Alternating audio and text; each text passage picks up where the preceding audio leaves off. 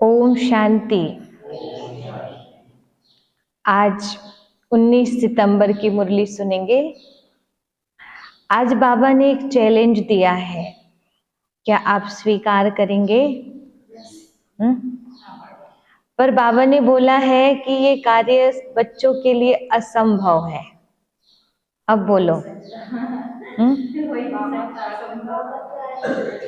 बाबा ने कहा कि मैंने कितने बार ये बात कही है कि भोजन बनाते बनाते बाबा को याद करो और भोजन करते करते मुझे याद करो। लेकिन थोड़ा ध्यान देते हैं जब बाबा बोलते हैं तब, और फिर जैसे कि वैसे हो जाते हैं। तो बाबा ने आज फिर चैलेंज दिया है, यदि हम स्वीकार करते हैं।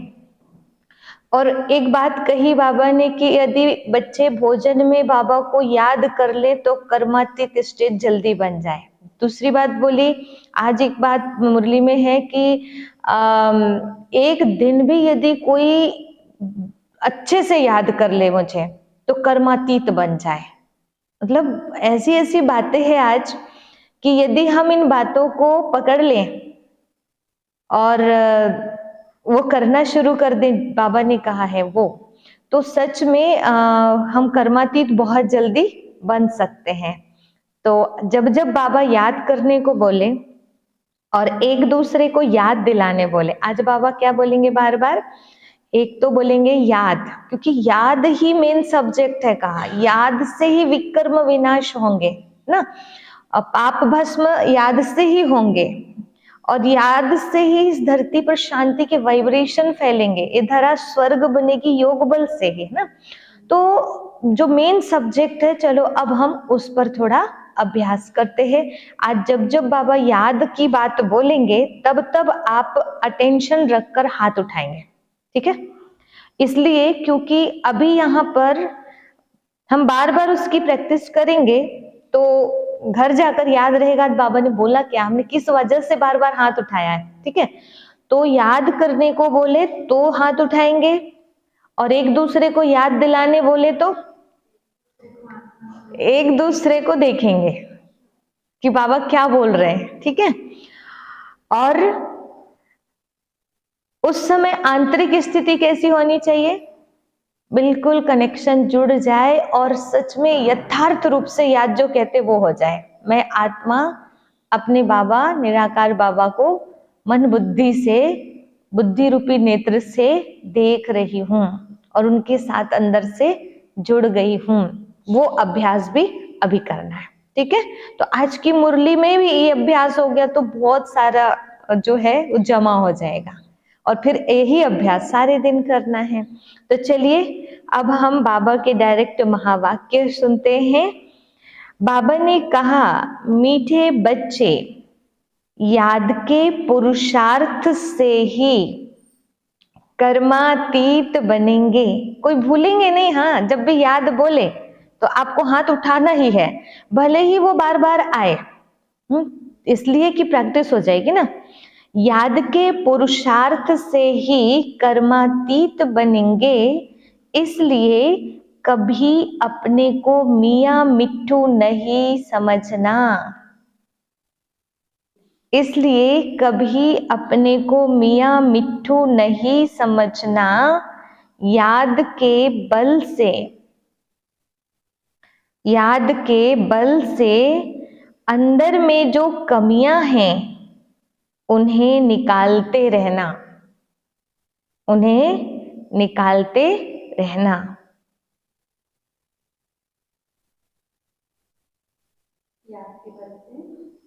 अंदर में जो कमियां हैं उन्हें निकालते रहना। कमजोरी याद से ही निकलेगी, विकर्म विनाश याद से ही होंगे। प्रश्न है, सभी बच्चों की अवस्था को, सभी बच्चों की अवस्था को मजबूत बनाने के लिए बाप कौन सी चैलेंज करते? सभी बच्चों की अवस्था को मजबूत बनाने के लिए बाप कौन सी चैलेंज करते हैं?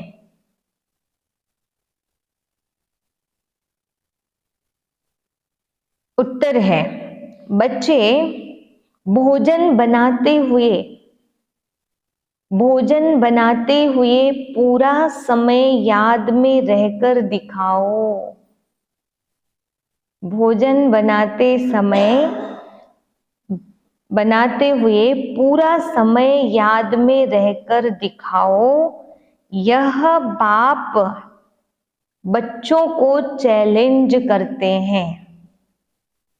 यह बाप बच्चों को चैलेंज करते हैं। शिव बाबा की याद में भोजन बनाएंगे तो ताकत भर जाएगी। शिव बाबा की याद में भोजन बनाएंगे तो ताकत भर जाएगी, अवस्था बहुत अच्छी हो जाएगी। अवस्था बहुत अच्छी हो जाएगी। परंतु बच्चे भूल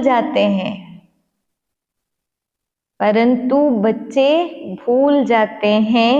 इसके लिए एक दो को याद दिलाने का पुरुषार्थ करो। इसके लिए एक दो को याद दिलाने का पुरुषार्थ करो। डबल सर्विस करनी है। डबल सर्विस करनी है। कर्मणा के साथ साथ नर से नारायण बनाने की भी सेवा करो। अपने घर के कारोबार में, स्थूल सेवाओं में ही इतने ना लगे रहो, डबल सेवा करो। नर को नारायण, नारी को लक्ष्मी बनाने की सेवा और स्थूल कार्य भी करना है। गीत है, धीरज धर मनुआ तेरे सुख के दिन आने वाले हैं। ओम शांति। यह किसने कहा और किसको कहा? बाप बैठ बच्चों को समझाते हैं। भक्ति मार्ग में यह गाया जाता है, जब परम पिता परमात्मा आते हैं वही आकर धीरज देते हैं और कोई मनुष्य धीरज दे नहीं सकता। तुम जानते हो अब सुख के दिन आएंगे। बाप आए हैं सुख धाम ले चलने, यह है दुख धाम। यह सब भक्ति मार्ग के गीत हैं। अब सभी अपनी स्टेज पावरफुल बना के बैठ जाओ। जैसे कि मैं आत्मा इस शरीर में भ्रकुटी सिंहासन पे बैठी हूँ और किस लिए बैठी हूँ? बाबा जो बोल रहे हैं वो तुरंत कर रही हूँ, अभी कर रही हूँ। याद करने बोल रहे तो याद कर रही हूँ, स्वर्ग की बात कर रहे तो स्वर्ग का अनुभव कर रही हूँ, परम धाम की बात कर रहे तो परम धाम का अनुभव कर रही हूँ। यहाँ पर अनुभव करेंगे तो फिर घर में जाकर करना आसान हो जाएगा। यहाँ तो बाप सन्मुख बैठे हैं, बच्चों को कुछ कहने की दरकार नहीं पड़ती। बच्चे जानते हैं हमारे सुख के दिन आ रहे हैं। हम सुख की राजधानी स्वयं श्रीमत पर स्थापन कर रहे हैं, डिवाइन मत पर चल रहे हैं। एक होती है डिवाइन मत और दूसरी होती है अनडिवाइन मत। एक ईश्वरीय मत होती है और एक आसुरी मत होती है। डिवाइन मत एक की होती है जिसे श्रीमत कहते हैं।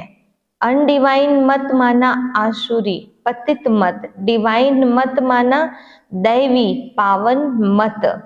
श्रीमत और आसुरी मत को तुम समझते हो।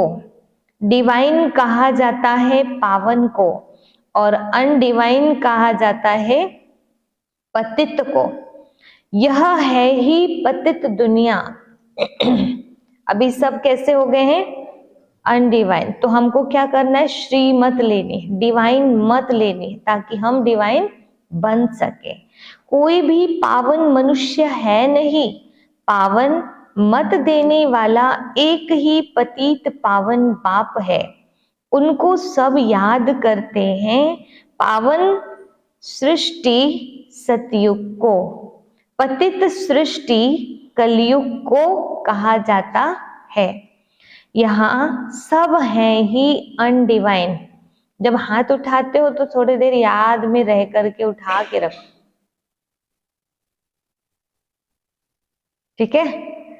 पतित दुनिया में कोई डिवाइन फादर होता नहीं। यह संगम का युग है। यह युग तुम्हारे लिए। संगम युग किसके लिए है? अभी दुनिया वालों से पूछो कौन सा युग चल रहा है तो क्या बोलते हैं? कलयुग। और बाबा के बच्चे क्या बोलते हैं? हमारा युग अलग है इसलिए हमारे कर्म अलग हो गए। इसलिए तो कलयुग वालों को आश्चर्य तो लगना ही चाहिए। हम जो करते हैं, हम जो सोचते हैं, बोलते हैं, हमारा व्यवहार ही अलग होना चाहिए संगम युग वालों का। तो बाबा कहते हैं यह युग तुम्हारे लिए है, दुनिया के लिए नहीं है। दुनिया तो समझती है संगम युग आने में बहुत वर्ष पड़े हैं। बाबा आते ही हैं पतित कलयुग को पावन सतयुग बनाने। ऐसे तो वे कुमार और कुमारियां भी डिवाइन पावन हैं, परंतु फिर पतित जरूर बनना है। अभी जो पावन है बच्चे भी, वो भी पतित बनेंगे ही बनेंगे। विकार से जन्म लेते हैं, इसलिए इस विकारी दुनिया में कोई डिवाइन नहीं होते। डिवाइन निर्विकारी को कहा जाता है। निर्विकारी होते हैं निर्विकारी दुनिया में। वह है ही वाइसलेस, संपूर्ण निर्विकारी दुनिया। जबकि संपूर्ण निर्विकारी दुनिया है तो संपूर्ण विकारी दुनिया भी होगी। यह है संपूर्ण अनडिवाइन दुनिया। संपूर्ण डिवाइन दुनिया सतयुग को कहा जाता है। अब तुम बच्चों को डिवाइन फादर ने धैर्यवत बनाया है। जब डिवाइन फादर बोले डिवाइन डिवाइन कर रहे ना, तो उस समय क्या करो? एक है लौकिक पिता और ये है हमारा डिवाइन पिता, ईश्वर परमात्मा। उनको देखो, इमर्ज करो अपने सामने। ये क्या है, वो क्या है, ये क्या देते हैं, वो क्या देते हैं। डिवाइन जीवात्मा कहा जाता है। सिर्फ आत्मा को डिवाइन नहीं कह सकते। आत्माएं तो निराकारी दुनिया में रहती है। अभी आत्मा है थोड़ी, अभी जीव आत्मा है, शरीर के साथ है। डिवाइन मनुष्य होते हैं पवित्र दुनिया में। यह है ही अपवित्र दुनिया। अपवित्र दुनिया को पवित्र दुनिया बनाना यह निराकार डिवाइन फादर का ही काम है। तुम बच्चों को अब धीरज मिलता है। बच्चे, अब सतयुग आ रहा है। सुख धाम स्थापन करने में समय तो लगता है। फट से तो दुख धाम विनाश हो, सुख धाम स्थापन नहीं हो जाएगा। तुरंत तो नहीं हो जाएगा। कितना लंबा टाइम लगता है। हर बार जो भी दिखाया है अब तक हमने सुना है पुराणों में, कितना लंबा समय लगा सीताओं को रावण से छुड़ाने में, है ना, नरकासुर से छुड़ाने में। तो ये नरक रूपी असुर से छूटने में टाइम लगता है। और फिर हमारे ऊपर भी है, जितना जल्दी हम छूट जाएं, है ना, योग बल बढ़ा लें, श्रीमत पर पूरा पूरा चले, उतना जल्दी स्वतंत्र उड़ता पंछी बन सकते हैं। हम स्वयं ही अपने आप को बंधन में बांधते जा रहे हैं। तुमको भी देखो कितना टाइम लगा है। पतित सृष्टि कितनी बड़ी है। तुम भी जब लायक बनो ना, तुम खुद ही कहेंगे हम अभी स्वर्ग में जाने के लिए पूरे लायक नहीं बने हैं। पूरे लायक बन जाएं फिर तो कर्मातीत अवस्था हो जाए। तो चलो थोड़ी देर के लिए हम कर्मातीत अवस्था का अनुभव करते हैं। कैसे? कोई बंधन नहीं, मुझे आत्मा को कोई नहीं खींच रहा, और केवल बाबा बाबा ऐसे लगन में मगन हो गए। ये देह का बंधन भी नहीं।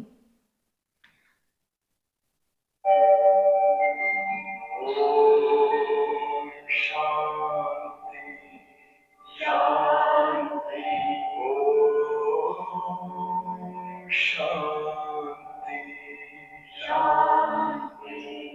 अंतर मन में ज्योति जगा लो, होगा दूर अंधेरा।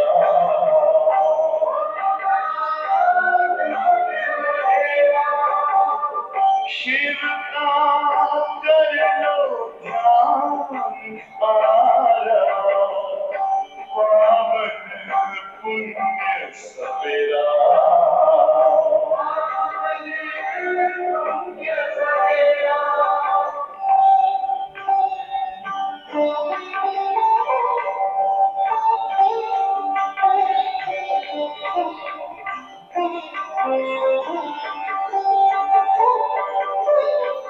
तुम हो कौन, कहाँ से आए, अपने आप को जानो।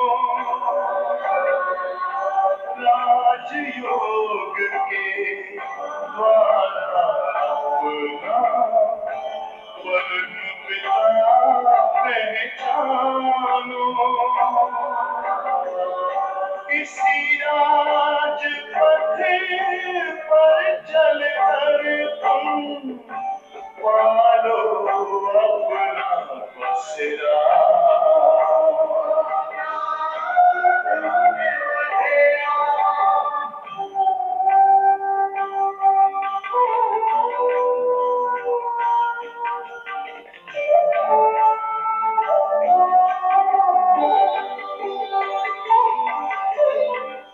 तुम हो आत्मा तन से प्यारे, परमात्मा को प्यारे।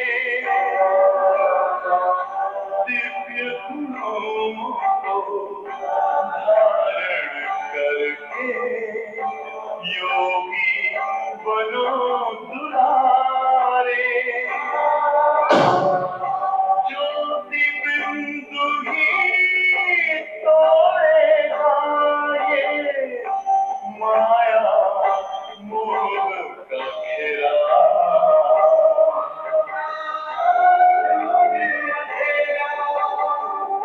अंतर मन में ज्योति जगा लो, होगा दूर अंधेरा।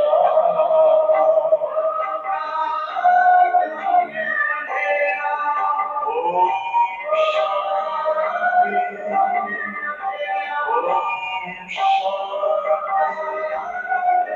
ओम शांति।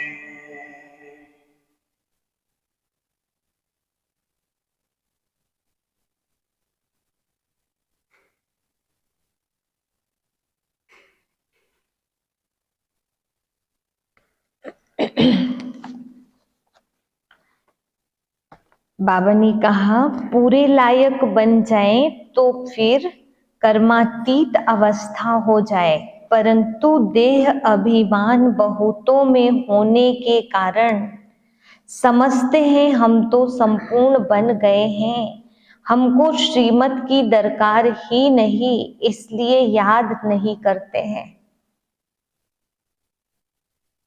बाबा की याद से ही तो श्रेष्ठ बनेंगे। कोई कह ना सके कि हम निरंतर बाबा को याद करते हैं। क्या बोल रहे हैं? तो आप बोलो ना, हम कह सकते हैं क्या? बाबा क्या बोल रहे हैं देखना, कोई कह ना सके कि हम निरंतर बाबा को याद करते हैं, अंदर में कोई यह ना समझे कि हम तो निरंतर याद में रहते हैं। याद में रहते रहे तो बाकी क्या चाहिए? सारा दिन भी कोई याद में रहे तो कर्मातीत अवस्था हो जाए। बड़ा मुश्किल है बाबा की याद में रहना।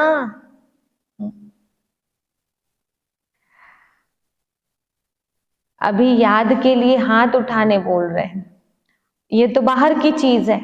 बाहर की चीज ही मुश्किल होती तो अंदर वाला तो आप सोचो, है ना। तो इसलिए अभी करके देखना कितना अच्छे से कर पाते हैं हम, कितना श्रीमत पर चल पाते हैं हम। तो बड़ा मुश्किल है बाबा की याद में रहना। तुम पुरुषार्थ कर रहे हो सुख धाम में राज्य भाग्य लेने लिए, अपने को देखना है। अगर हमारे में बहुत विकार है, कमियां हैं, तो हम इतना ऊंच पद पा नहीं सकेंगे, निरंतर याद की दौड़ी लगा नहीं सकेंगे। अपने को मियाँ मिट्ठू नहीं समझना है कि मैं तो संपूर्ण हूँ, संपूर्ण होते ही है शिवालय सतयुग में। सारा भारत शिवालय बन जाता है, लक्ष्मी नारायण का राज्य चलता है। मंदिर में राज्य तो नहीं करते हैं ना, शिवालय सतयुग में सब देवी देवताएं राज्य करते हैं। फिर पूजा के लिए मुख्य लक्ष्मी नारायण का चित्र बनाए, उनका मंदिर बनाते हैं। पहले नंबर वाले की ही पूजा होती है, अभी उन्हों के जड़ मंदिर हैं। चैतन्य में जब राज्य करते हैं तो विश्व के मालिक हैं। भल है भारत में ही, परंतु हैं तो विश्व के मालिक ना, और कोई राजा ही नहीं। हम अभी फिर से अपना डिवाइन राज्य स्थापन कर रहे हैं, दैवी राजधानी स्थापन कर रहे हैं, जहां कोई और नहीं होगा सिवाय देवी देवताओं के, आदि सनातन देवी देवता धर्म के। पावन दुनिया में जाने लिए पहले जरूर पावन बनना पड़े, मेहनत लगती है। जहां तक जीना है याद में रहना है, और ज्ञान की वर्षा तो होती ही रहती है, भिन्न भिन्न प्रकार से समझाया जाता है। वास्तव में लक्ष्मी नारायण के सिवाय डिवाइन अथवा पवित्र किसको कह नहीं सकते। बाप स्वर्ग स्थापन करते हैं, फिर भी नरक बन ही जाता है। ड्रामा ही सुख और दुख का बना हुआ है। शंकराचार्य आकर अपने धर्म की स्थापना करते हैं, फिर भी डाल डालियां पुरानी तो होंगी ना। फिर भी क्या होता है, जैसे पेड़ अभी लगाया, अभी बहुत अच्छा है, लेकिन धीरे धीरे पेड़ बड़ा होगा, विशाल होगा, और वही सुंदर पेड़ फिर कैसे हो जाता है, जड़जड़ीभूत हो जाता है और सूखने लगता है, एक दिन मर जाता है। तो ऐसे होना ही है, डाल डालियां पुरानी तो होंगी होंगी। सन्यासियों की महिमा है, राम तीर्थ विवेकानंद आदि गाए जाते हैं, क्योंकि शंकराचार्य के पिछाड़ी वाले हैं। नए नए आते हैं तो वह अपना शो करते हैं, परंतु इनको शिवालय तो नहीं कहेंगे। शिव का स्थापन किया हुआ सतयुग एक ही है। मनुष्य इन बातों को बिल्कुल नहीं जानते, ऐसे ही सिर्फ सुनने से कोई समझ ना सके। पहले तो 7 रोज आकर एम ऑब्जेक्ट को समझना है, और कोई पढ़ाई के लिए ऐसे नहीं कहा जाता कि पहले 7 रोज समझो। यह एक ही पाठशाला है जहां लक्ष्य दिया जाता है, पहले पहले तो फादर को समझो। अपना पिता कौन है पहले ये समझना जरूरी है। सब आत्माओं का पिता एक है, सब उनके बच्चे हैं। इतना समझते ही दृष्टिकोण बदल जाता है दुनिया के प्रति। बाबा कहते हैं, मैं बच्चों की सेवा करने आया हूँ। जो कल्प पहले वाले हैं वही आएंगे। जब तक निश्चय बुद्धि नहीं बने हैं तब तक बुद्धि में आएगा नहीं। इसलिए बाबा पूछते हैं, कहाँ तक निश्चय हुआ है? यह कोई गावड़े का सत्संग नहीं है। मतलब क्या बताना चाह रहे हैं बाबा? यह कोई गावड़े का सत्संग नहीं है। और सत्संगों में तो कहेंगे फलाना महात्मा गीता सुनाते हैं, फलाना वेद सुनाते हैं। यहाँ कोई महात्मा आदि नहीं है, यहाँ तो बाप बैठ समझाते हैं। कौन पढ़ाते हैं आपको? शिव बाबा पढ़ाते हैं। पहले जब तक निश्चय नहीं तब तक क्या समझे, वहां सत्संगों आदि में समझेंगे। ये तो फलाना वेद सुनाते हैं, राज विद्या पढ़ाते हैं, यहाँ तो वेदों शास्त्रों अथवा राज विद्या की कोई बात नहीं। यहाँ पे अभी ये कलयुगी दुनिया, देखो कलयुग की बात अलग है, संगम युग की बात अलग है। परमात्मा जब आते हैं उसको संधि काल कहते हैं, संगम कहते हैं। और जहां जिनके लिए भी भगवान आया नहीं है उनके लिए कौन सा युग है, कलयुग है। तो कलयुग में ज्यादा होशियार किसको मानते हैं, जिसको अच्छी तरह से संस्कृत आती है, वेद खूब सारे श्लोक याद हैं, बड़ी बड़ी स्तुति याद है, सब ये सब याद है, तो उसकी वाहवाही होती है। और संगम युग में किसको महान माना जाता है, जो दिल से निरंतर बाबा को याद करते हैं, उनको बाबा नंबर 1 में मानते हैं। जैसे रावण को राम जी ने पसंद नहीं किया। जब राम जी आए तो रावण पूरे वेदों का ज्ञाता था, उसको कितने सारे श्लोक, कैसा रुद्राष्टकम भी उसका अजीब सा है, अजीब से शब्द है ना, कितना मुश्किल लगता है, वो सब उसको याद था। लेकिन राम जी ने कभी वाहवाही नहीं की, वाह रावण कितना ज्ञानी है तू, ऐसा नहीं बोला कभी। और वो सबरी जिसको ये सब चीजें पता ही नहीं है,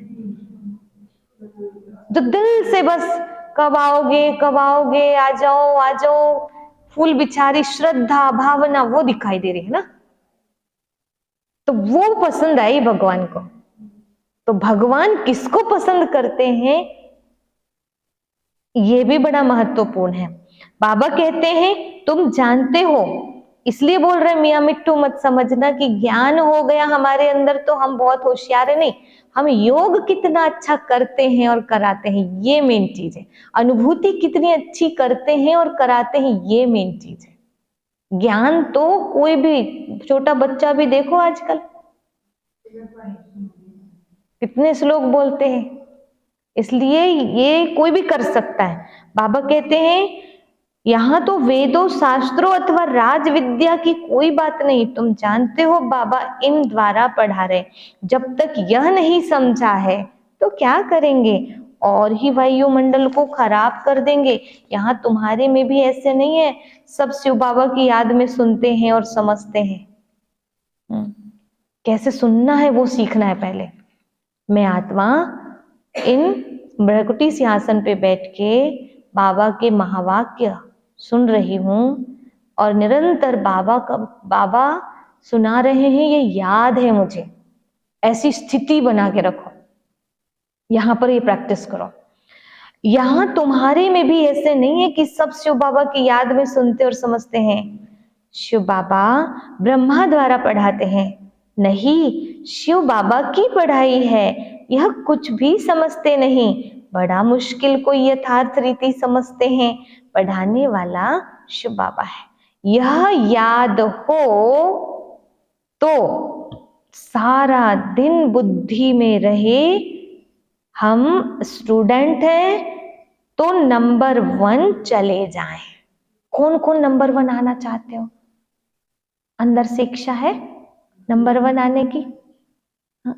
यहाँ तो कितने सारे टीचर बैठे हैं, है ना, कोई रिटायर है, कोई अभी भी टीचर, लेकिन आपको कौन से स्टूडेंट अच्छे लगते थे? आप सोच के देखना कि मुझे कैसा स्टूडेंट अच्छा लगता। तो यहाँ बाबा पढ़ा रहे तो बाबा को इनमें से कौन सा स्टूडेंट अच्छा लगेगा, ये जब सोचोगे तब नंबर 1 में आने का प्रयास करेंगे। तो अभी कैसे बैठना है आप वो समझ के बैठिए। बाबा कहते हैं परंतु तुम्हारे में भी तो नंबरवार है ना। बाबा कहते हैं मुझ पढ़ाने वाले को याद करो, मैं ही बाप टीचर गुरु हूं, तीनों को इकट्ठा याद करना है। लौकिक संबंध में तो बाप अलग, टीचर अलग, गुरु अलग होते हैं। एक हाथ दर्द करने लगे तो दूसरा उठा ले क्योंकि बहुत ही याद हो रही है आज। बाबा कहते हैं यहाँ एक को ही याद करना है और है बहुत सहज, परंतु माया परंतु माया याद करने नहीं देती है, घड़ी घड़ी बुद्धि योग तोड़ देती है। तो चैलेंज है, बाबा कहते हैं याद करके दिखाओ, और माया कहती है देखती हूं मैं कैसे याद करते हो। हाँ, अब समझ में आई है ना। माया कहती हाथ मत उठाओ। अच्छा, फिर उठाने से क्या फायदा होगा?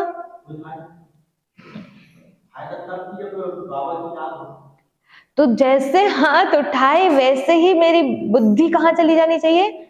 ये हाथ ऊपर जा रहा है माना इसलिए हाथ उठा रहे हैं। हाँ, अलर्ट हो गए।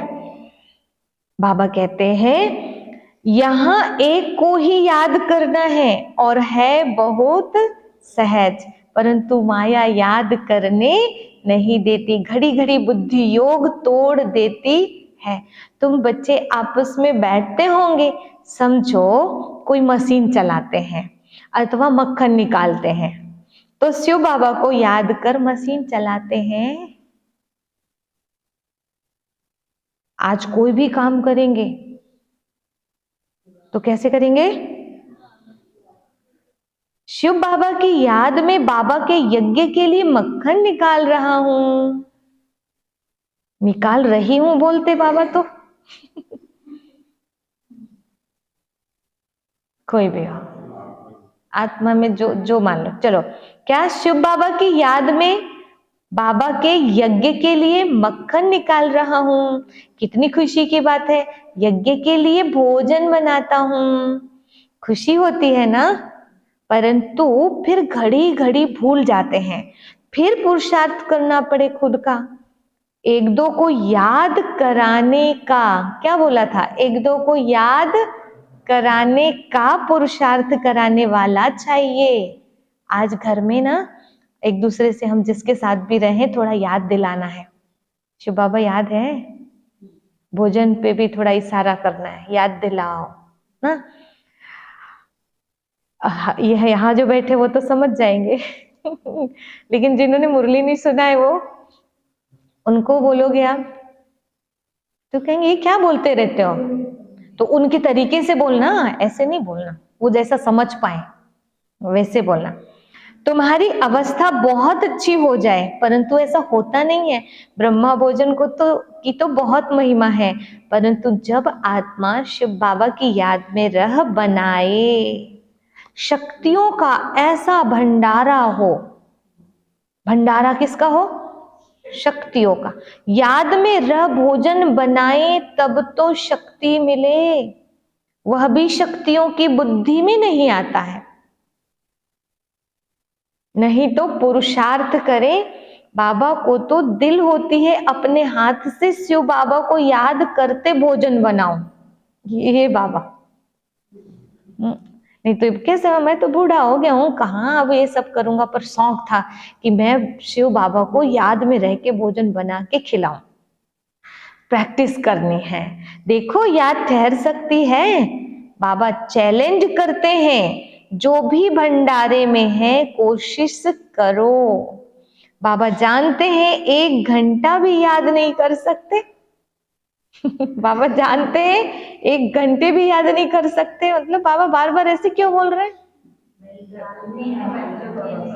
ऐसे इसलिए बोल रहे हैं कि बच्चों को भी थोड़ा वो अभी चैलेंज स्वीकार करें और कहें कि हाँ बाबा आज देख लेना, ऐसे हम कर सकते हैं, आज आप देख लेना। जैसे है ऐसे है। याद वाले ज्ञानवान हो तो डबल सर्विस में लग जाए। जब तक कांटे को फूल ना बनाए तो कुछ काम के नहीं है। राजाई के लायक वह बनते जो नर को नारायण बनाने की सर्विस करते हैं। जितना तकदीर में है वो अपने पुरुषार्थ से तकदीर को पाते रहते हैं। बाबा तो सबको कहते हैं जितना करेंगे, जो करेंगे सो पाएंगे। अपने मोस्ट बिलवेड बाप को याद करना है, याद की ही मेहनत है। बाबा भी बतलाते हैं मैं बहुत उपाय करता हूं परंतु हो नहीं सकता। ये बाबा भी कहते हैं मैं भी बहुत कोशिश करता हूं कि पूरे टाइम याद रहे पर कभी कभी दूसरी बातें याद आ जाती, परंतु मेहनत है, मेहनत करते करते अंत में कर्मातीत अवस्था हो जाएगी, फिर साक्षात्कार करते रहेंगे, माया नहीं आएगी, यहाँ बैठे बैठे सब दिव्य दृष्टि से देखते रहेंगे। अभी तो टेलीविजन में देखते हो, टेलीविजन कोई दिव्य दृष्टि नहीं है, माउंट आबू में जो प्रोग्राम चल रहा है उसको यहाँ पर टीवी में बैठ के देख रहे हैं, तो ये कोई दिव्य दृष्टि नहीं है। विनाश का साक्षात्कार, बैकुंठ का साक्षात्कार टेलीविजन में नहीं देख सकेंगे। जितना जो ज्ञानी और योगी है उनको तो बैकुंठ की राजधानी देखने में आती रहेगी। बिगर टेलीविजन रखे तुम जर्मनी लंदन आदि देखते रहेंगे। टेलीविजन से यह दिव्य चक्षु का साक्षात्कार वंडरफुल है। टीवी मोबाइल से ज्यादा वंडरफुल कौन सा है? दिव्य दृष्टि, दिव्य चक्षु। और दिव्य चक्षु तो उसका ही खुलेगा ना जो एकदम प्योर बाबा की याद में निरंतर रहे। सच्ची दिल से याद की सर्विस, बाप की सर्विस में लगना है तब मजा है। बुद्धि भी कहती है बाबा अंत में बहुत खातिरी करेंगे, सच्ची दिल से सेवा करने में मजा क्यों है? बाबा कहते हैं जैसे देखो कोई सेवा दी है आपको और जबरदस्ती कर रहे हो तो अंदर अंदर कैसा लगेगा? सजा लगेगा। और यदि दिल से कर रहे हैं वही सेवा और बाबा की याद में कर रहे हैं तो कैसा मजा, एक सजा एक मजा। ऐसा बनने के लिए लायक भी बनना चाहिए ना। लायक बनाने वाले को याद करने से ही लायक बनते जाते हैं। जितना याद करेंगे और स्वदर्शन चक्र फिरता रहेगा तो फायदा है। अच्छा अभी बार बार याद कर रहे हो आज तो सिर भारी तो नहीं हो रहा?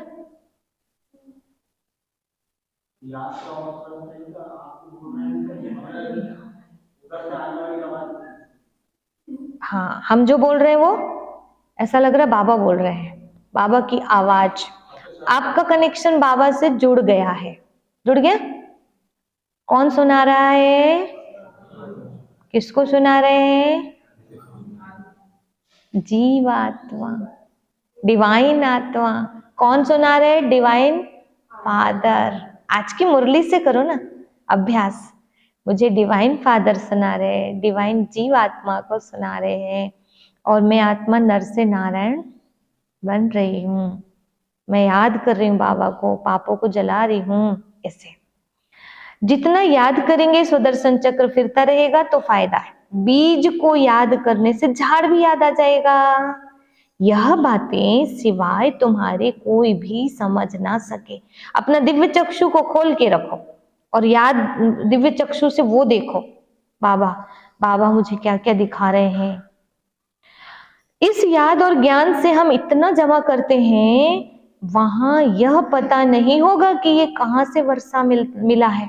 वहां तो चले जाएंगे, वहां पता ही नहीं चलेगा। अभी पता है क्या किए हैं तब जाके वो मिला है। यह थोड़े ही समझते हैं कि यह हमारे संगम की कमाई है। बादशाही मिल जाती है, तुम सदा सुखी रहते हो, बड़ी भारी मंजिल है।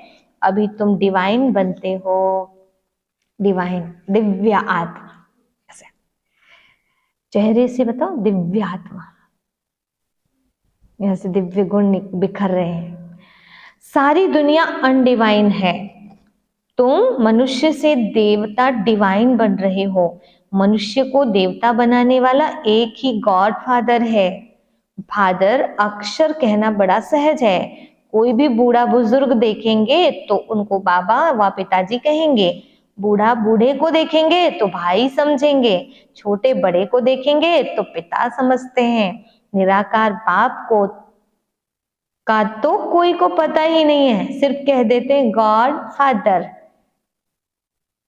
यह नहीं समझते हैं कि हम आत्मा हैं, हमारा बाप वह है। बाप जरूर वर्षा देता होगा, अभी तुम जानते हो हमारा बाप हमको वर्षा दे रहे हैं। इस वर्षे के लिए ही हम बार बार पुकारते थे, प्रार्थना करते थे, अब वही पढ़ा रहे हैं। अभी हम प्रार्थना अथवा भक्ति करने से छूटे। बड़े मजे की नॉलेज है। कहते हैं बाबा, कहते हैं आप हमारे बेहद के बाप हो, फिर हमको छोड़ लौकिक बाप के पास बुद्धि क्यों जाती है? परंतु किसकी तकदीर में नहीं है तो बुद्धि में बैठता ही नहीं है। जैसे सब लोग कल तीजा मनाए ना, तो तीजा मनाए तो सबका ध्यान जो था ये सामान लाना, वो सामान लाना, शिव जी की पिंडी स्थापित करना, फिर उस पर चढ़ाना, फिर ये बनाना, फिर पार्वती जी के लिए श्रृंगार बनाना बेसन से, फिर उनको पहनाना, ये सारा कुछ है ना, और पकवान बनाना, वो सब में लगे थे। और हम सब क्या कर रहे थे कल? हमारा तीजा कैसा था? एक मैं, दूजा मेरा बाबा, तीजा नहीं कोई वाला तीजा था कि मुझे पार्वती जी जैसे एक बाबा को ही याद करना है। और ना कुछ कि हमने सिर्फ क्या किया? योग किया, ध्यान किया पूरे टाइम। जैसे पार्वती जी ने जो किया वो हमने किया, और बाकी सबने पार्वती जी और शिव जी की पूजा की। तो फायदे में कौन रहा? फायदे में कौन रहा? जिसने पार्वती सम तपस्या किया वो फायदे में रहा।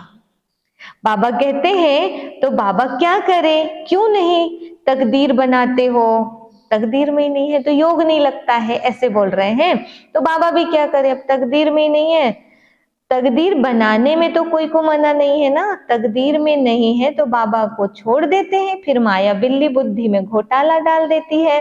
बाबा भी क्या करे? माया बिल्ली पर जीत पानी है। काम काज करते शिव बाबा की याद रहे तो बहुत फायदा हो जाए।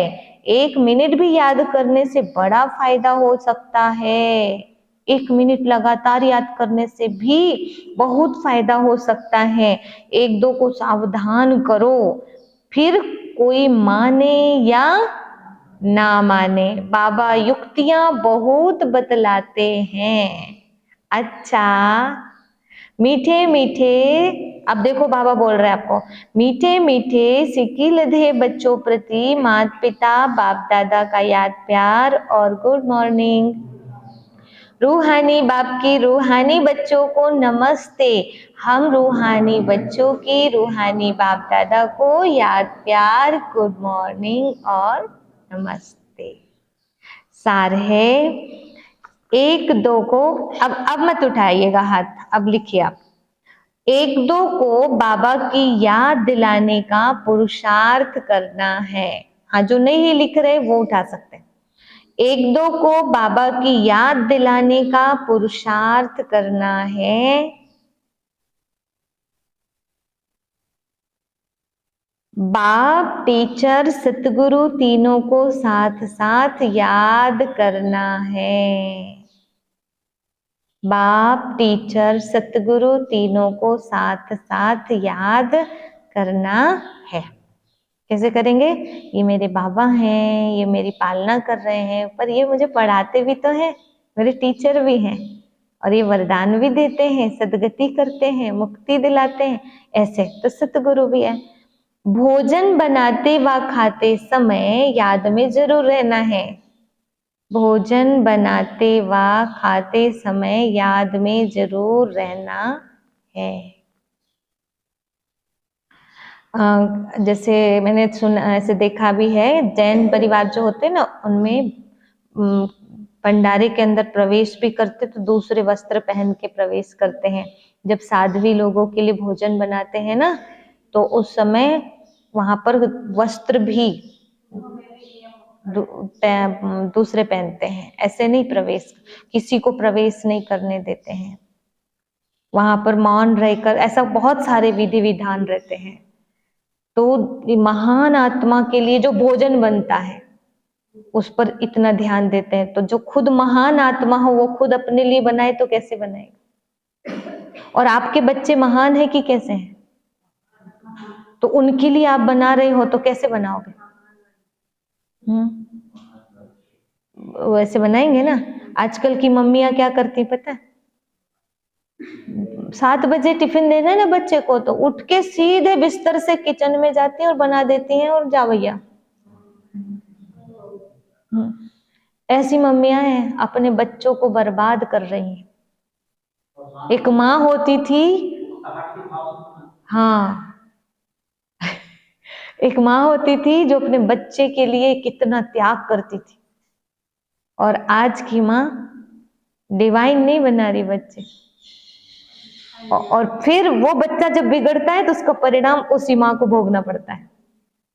इसलिए गीता में लिखा है अपने ही कर्म का फल अपने को भोगना पड़ता है। अच्छा, और ये सब नियम बताएंगे, ये तो ओम शांति के तो नियम हमसे होते नहीं ऐसे। ये शुरू बता, यहाँ ही नहीं है, ये भक्ति मार्ग में भी बताया है, पर करते नहीं है। चलो, करते नहीं उनको नहीं देखना, जो करते हैं करते, हम नहीं करते थे तो हमें सुधार करना है ना। बाबा कहते हैं सच्चे, सेकंड पॉइंट, सच्चे दिल से बाबा की सर्विस में लगना है। सच्चे दिल से बाबा की सर्विस में लगना है। कांटों को फूल, मनुष्य को देवता बनाने की सेवा करनी है। सच्चे दिल से बाबा की सर्विस में लगना है, कांटों को फूल, मनुष्य को देवता बनाने की सेवा करनी है। वरदान है, व्यक्त भाव से ऊपर रह, व्यक्त भाव से ऊपर रह, फरिश्ता बन उड़ने वाले, फरिश्ता बन उड़ने वाले, सर्व बंधनों से मुक्त भव, सर्व बंधनों से मुक्त भव। देह की धरनी व्यक्त भाव है, इसे समझिएगा। देह की धरनी व्यक्त भाव है, जब फरिश्ते बन गए फिर देह की धरनी में कैसे आ सकते हैं। फरिश्ता धरती पर पांव नहीं रखते, फरिश्ता अर्थात उड़ने वाले, उन्हें नीचे की आकर्षण खींच नहीं सकती। नीचे रहेंगे तो शिकारी शिकार कर लेंगे, ऊपर उड़ते रहेंगे तो कोई कुछ नहीं कर सकता। इसलिए कितना भी कोई सुंदर सोने का पिंजड़ा हो, उसमें भी फंसना नहीं, सदा स्वतंत्र बंधन मुक्त ही उड़ती कला में जा सकता है। यानी उड़ वही सकता, उड़ना माना एकदम स्वतंत्र, जो मन से स्वतंत्र है। वो कौन है?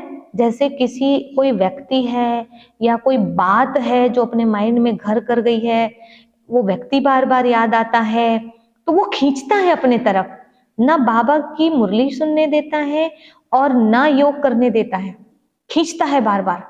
इसलिए और ना पुरुषार्थ भी नहीं करने देता है, और कुछ नया पढ़ने लिखने भी नहीं देता है, बार बार हमारी बुद्धि को वो अपनी तरफ खींचता है। तो बहुत बड़ा नुकसान हो जाता है संगम युग में, अगर कोई व्यक्ति या वस्तु में हमारी बुद्धि फंसी रहती है तो। इसलिए बाबा कह रहे हैं मजे की जिंदगी जीना है, उड़ना है, तो क्या करना है।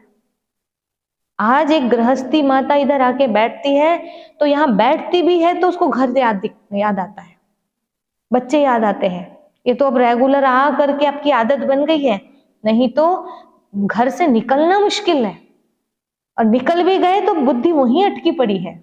ये हाल है, कैसे फरिश्ते बन पाएंगे? तो कैसी जिंदगी बन गई है, और बाबा हमको कैसे उड़ाना चाहते हैं, है ना।